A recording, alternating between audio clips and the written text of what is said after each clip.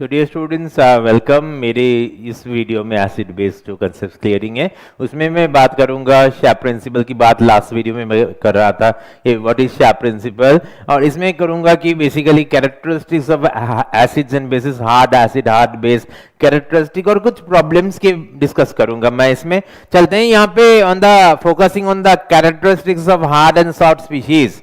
तो let us focus on what, how do you decide that ये hard है कि ये सॉफ्ट है। और आपको पता ही है कि hard is tightly bound electron cloud and soft is loosely bound electron cloud, and that is nothing but a basically a relative type of concept. तो let us focus on the characteristic. देखते हैं आपको पता चल रहा है कि नहीं। Hard acids are characterised by, hard acids are characterised by, hard acid are characterised by, देखिए यहाँ पे, आर यू एग्रीइंग और not? High positive charge density, high positive charge density, and what do you mean by positive charge density? That is nothing but the ionic potential which is cationic charge by cationic radius, so that is ionic potential. अब आप देखिए यहाँ पे, आप देखिए यहाँ पे जो M4 प्लस है इसके साथ अगर M2 प्लस हम बताएं कि कौन सी हार्ड है, पहले देखिए they are positive charge, they are acceptors, they are acid, they are Lewis acids, और उसके बाद ये कौन सी हार्ड है? देखिए M4 प्लस जो है, M4 plus, this is M4 plus, the same M2 plus. Whenever you are having M4 plus that means what? That is having a higher Z star, effective nuclear charge ज्यादा है, electron cloud बहुत करीब आ गया है, that is been pulled towards the nucleus, size is getting lesser as compared to this one। देखिए यहाँ पे ये जो लेक्चर वीडियो है यहां पे मेरे दिमाग में आया है कि जो हार्ड है वो बेसिकली अंत में, जैसे ही हम बताए, अंत में वो साइज की तरफ आ रहा है, स्मॉल साइज। हार्ड है तो वो स्मॉल साइज है, और मैंने कहा I told you that is nothing but that is a relative concept. ये रिलेटिव कॉन्सेप्ट है, जिसकी साइज स्मॉल है वही हार्ड है as compare to, with respect बहुत इंपॉर्टेंट है, as compare to, with respect to जिसकी साइज उससे ज्यादा है। तो जैसे हार्ड हम सुनते हैं हमारे दिमाग में साइज आ जाता है, small size means tightly bound cloud, और M4 प्लस M2 प्लस की सोचिए, इसमें साइज किसकी छोटी है? That is M4 plus the size is lesser and then M2 plus. So हम कह सकते हैं कि जो पॉजिटिव चार्ज डेंसिटी है जिसको हम आयनिक पोटेंशियल कहते हैं, the ionic potential that is proportional to hardness. जिसकी आयनिक पोटेंशियल ज्यादा है उसकी क्लाउड बहुत ही कंपैक्ट है, कंपैक्ट क्लाउड है, साइज छोटी है, और यहां वही हार्ड है। अब अगर आपसे किसी ने पूछा, अगर आपसे किसी ने पूछा कि can you tell that whether this M4 plus, आपको आप बोल सकते हैं क्या कि ये जो M4 प्लस है, ये जो M4 प्लस है, M4 प्लस है, ये M4 प्लस आपकी ये हार्ड है या सॉफ्ट है? आप बता सकते हैं M4 प्लस हार्ड है, सॉफ्ट है? बता सकते हैं? हाँ, M4 प्लस हार्ड है, सॉफ्ट है। क्या बताया आपने? क्या बताया? M4 प्लस हार्ड है। सही नहीं, नहीं नहीं नहीं नहीं नहीं, that is not correct, may not be correct, because whenever you are asking that M4 plus whether that is hard or soft, you should actually ask M4 plus with respect to what? किसके आधार से? हम अगर M4 plus के M2 plus के respect में compare करें, then M4 plus obviously that is hard, अगर because M4 plus is having smaller size, the electron cloud is more compact, and so that is hard with respect to M2 plus। मगर अगर M2 plus ना हो, M5 plus हो जाए, now M5 plus, then this is not hard, and because with respect to M5 plus, the M5 plus is small size, and so this is hard, and the same hard that I have leveled here, just now I have leveled here, now that has become soft, so वो soft हो गया। So hard and soft are relative concept। वही M4 plus अभी कुछ seconds के पहले वो hard था, कुछ सेकंड्स के बाद जब हमने कंपेरेटर चेंज कर दिया तो वही M4 M4 plus M5 plus के रेस्पेक्ट में M5 plus is becoming hard and M4 plus becoming soft. So this also proves that hard and soft are basically relative concept. और जिसकी आयनिक पोटेंशियल ज्यादा होगी, जिसकी आयनिक पोटेंशियल ज्यादा होगी उसी की फिर हार्डनेस भी ज्यादा होगी, क्योंकि आयनिक पोटेंशियल ज्यादा तो compact, size small and hence that will be more hard. So that was the point number 1. अभी पॉइंट नंबर 2 में चलते हैं. Now let us go to the point number 2. देखिए the high ionization energy, the high ionization energy, the high ionization energy. तो आप अगर सोचिए ionization energy, अगर मैं यहाँ पे ये वाली पिक्चर से आपको समझाओ कि ये वाली है Z है. Now this is Z, okay, now this is Z. Now ये जस्ट एक रफ पिक्चर में बता रहा हूँ. ये Z है और सोचिए ये आउटर मोस्ट इलेक्ट्रॉन है और यहाँ पे वर्सेस करे ये Z है, यहाँ पे इनर शेल्स है और इनर शेल्स है और यहाँ पे सपोज इनर शेल की इलेक्ट्रॉन मैं नहीं दिखा रहा हूँ और यहाँ पे there is outer electron. Now tell me this electron, ये electron, and basically that is more tightly bound. Now that electron is more tightly bound, and this electron यहाँ बहुत दूर हो गई है. सोचिए ये टीचर है, ये क्लास में है, सेकंड बेंच में है, ये टीचर है और ये क्लास में यहाँ पे लास्ट बेंच में है. बताइए टीचर की ग्रिप किस में ज्यादा होगी, सेकंड बेंच वालों में ज्यादा होगी या लास्ट बेंच वालों में ज्यादा होगी?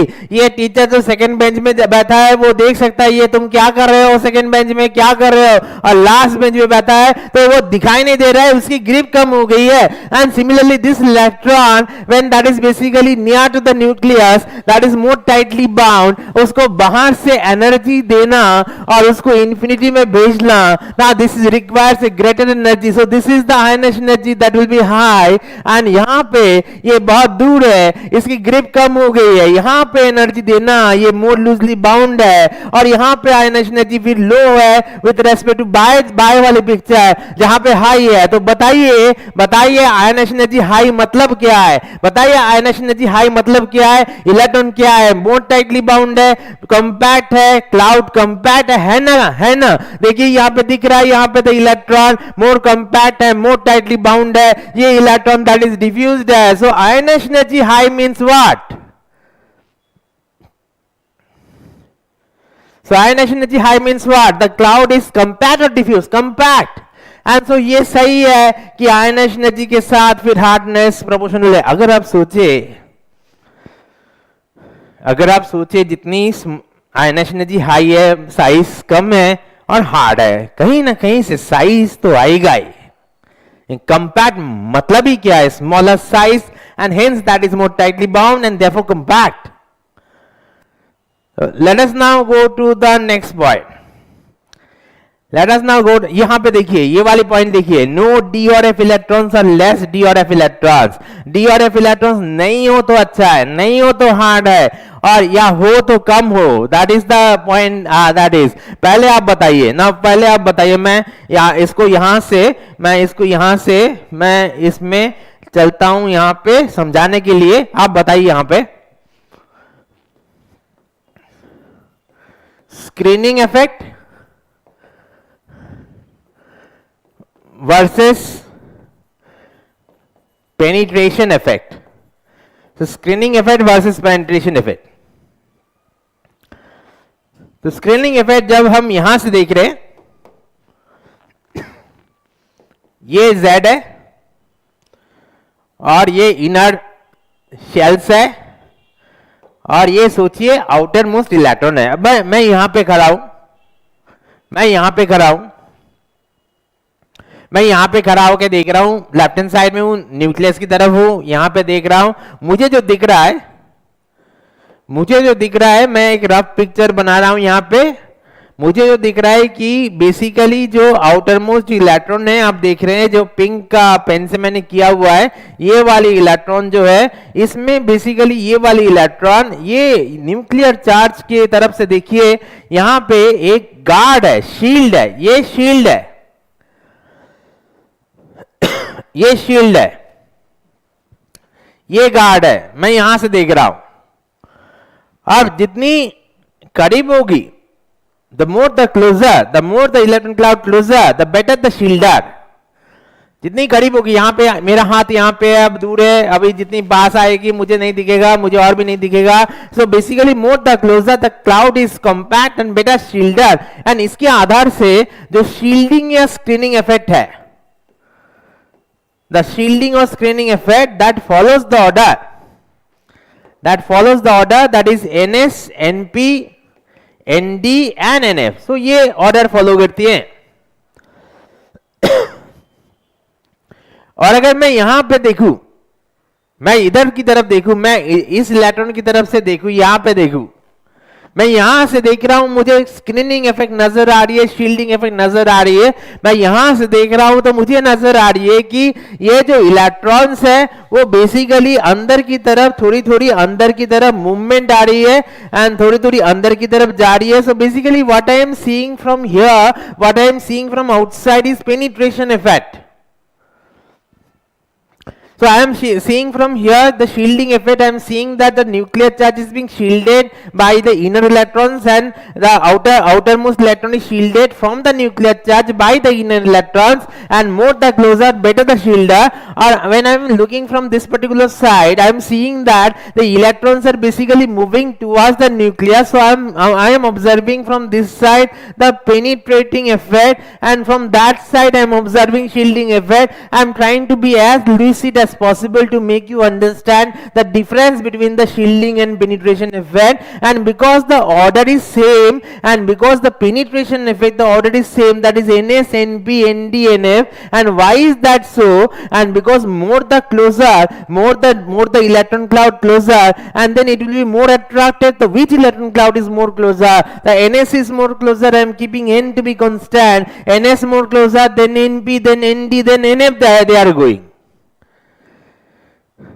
तो सर बता रहे हैं कि बेसिकली मैं जो बताने की जो कोशिश कर रहा हूं कि जो शील्डिंग इफेक्ट है उसकी कंसेप्ट थोड़ी अलग है। वहां पे न्यूक्लियर चार्ज है और बीच में जो इनर इलेक्ट्रॉन्स है, बाहर के इलेक्ट्रॉन जो इनर इलेक्ट्रॉन्स गार्ड कर रहे हैं, शील्ड कर रहे हैं from the effect of the nuclear charge. अगर ऐसा है तो जितना करीब आएगा इलेक्ट्रॉन क्लाउड कंपैक्ट होगा वो बेटा शील्डर कहलाएगा। ऐसा बात करें तो that is diffuse diffuse diffuse. तो डी एन एफ दूर है वो ज्यादा डिफ्यूज्ड है और एस एन पी थोड़ी करीब है तो वो कंपैक्ट है। और पेनिट्रेशन इफेक्ट यहां से जब देखते हैं तो इलेक्ट्रॉन मूवमेंट होता है, न्यूक्लियर चार्ज की तरफ जाता है, न्यूक्लियर चार्ज के इन्फ्लुएंस में जाता है और जितनी करीब होती है उतनी ज्यादा जाएगी, उसको हम पेनिट्रेशन इफेक्ट कहते हैं। तो पेनिट्रेशन इफेक्ट जो है वो भी basically distance from the nucleus में डिपेंडेंट है और distance from the nucleus NS, NP, ND, NF है, इसलिए शील्डिंग इफेक्ट भी NS greater than NP greater than ND greater than NF है और पेनिट्रेशन इफेक्ट ही NS greater than NP greater than ND greater than NF है।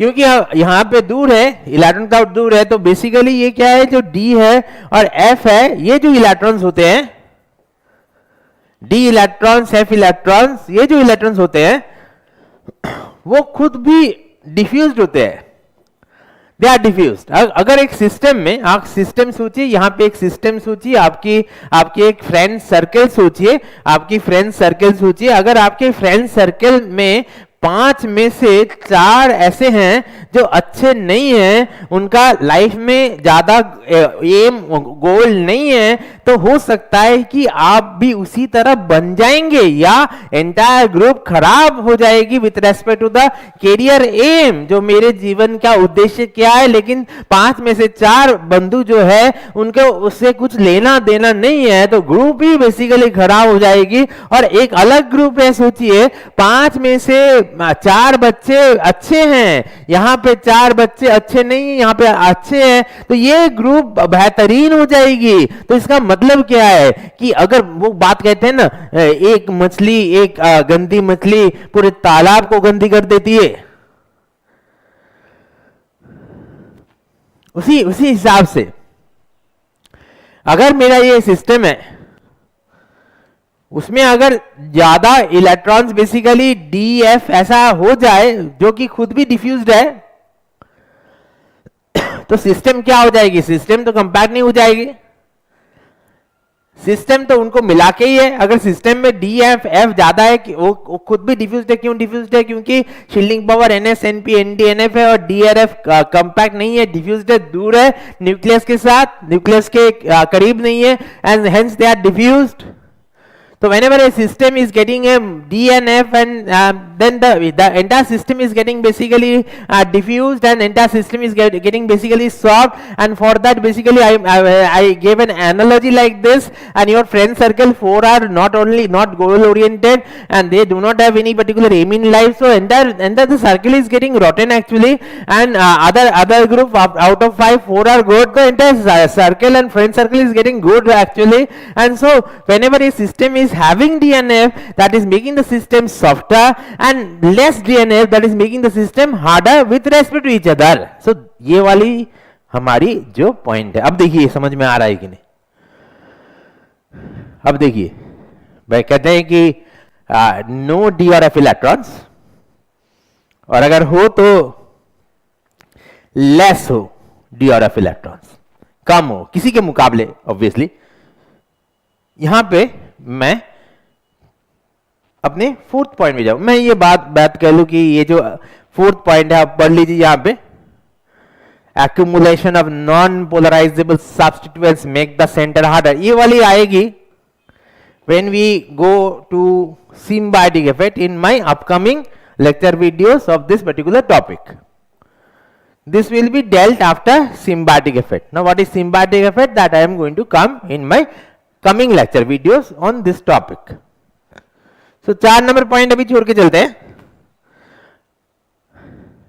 Soft acid क्या हो जाएगी फिर? व्हेनेवर द हार्ड एसिड जो भी होगी, सॉफ्ट एसिड जस्ट उसके ऑपोजिट हो जाएगी, तो उसके बारे में मैं ज्यादा बात नहीं कर रहा हूं। तो हार्ड एसिड जो आपने देखा है कि हाई ऑक्सीडेशन स्टेट है, हाई पॉजिटिव चार्ज, तो ये लो हो जाएगी। जो भी सॉफ्ट है, जो भी हार्ड है, हार्ड की इंटायरली ऑपोजिट हो जाएगी। तो हार्ड है हाई ऑक्सीजन, वो लो हो जाएगी। हार्ड है हाई आयनाइजेशन एनर्जी, वो लो हो जाएगी। हार्ड है डीएनएफ अगर कम हो, ना हो तो अच्छा है, होने से कम हो, और ये लार्ज हो जाएगी। जितनी लार्ज होगी सिस्टम उतनी डिफ्यूज्ड होगा।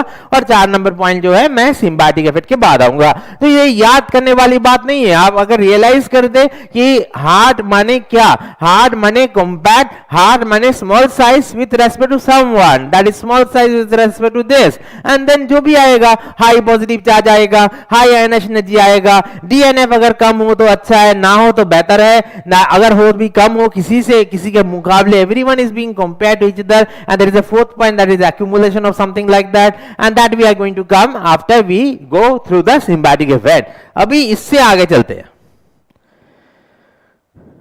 अभी हार्ड बेसिस, पहले देखिए hard bases are characterised by, ये वाली पॉइंट आपको ध्यान रखनी है। First they are bases, first they are donor, we are talking in terms of Lewis acid base. First they are donor, then we are thinking that whether the cloud is compact और loose, compact और diffused.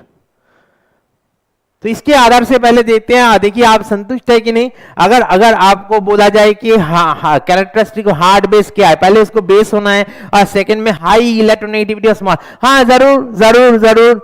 अगर fluorine से chlorine की comparison हो तो obviously यही वाली hard होगी, एंड क्योंकि ये स्मॉल साइज है। हाई इलेक्ट्रोनेगेटिव मतलब क्या है, इलेक्ट्रोनेगेटिविटी क्या है आप शायद बाद में पढ़ेंगे कि proportional to this Z star by R square. अगर R कम हो, रेडियस कम हो तो इलेक्ट्रोनेगेटिविटी ज्यादा होगी। अगर Z स्टार ज्यादा हो, इफेक्टिव न्यूक्लियर इलेक्ट्रोनेगेटिविटी ज्यादा होगी, तो radius come and Z star ज्यादा। तो ऑब्वियसली ये पॉइंट नंबर 1 फिट कर रहा है।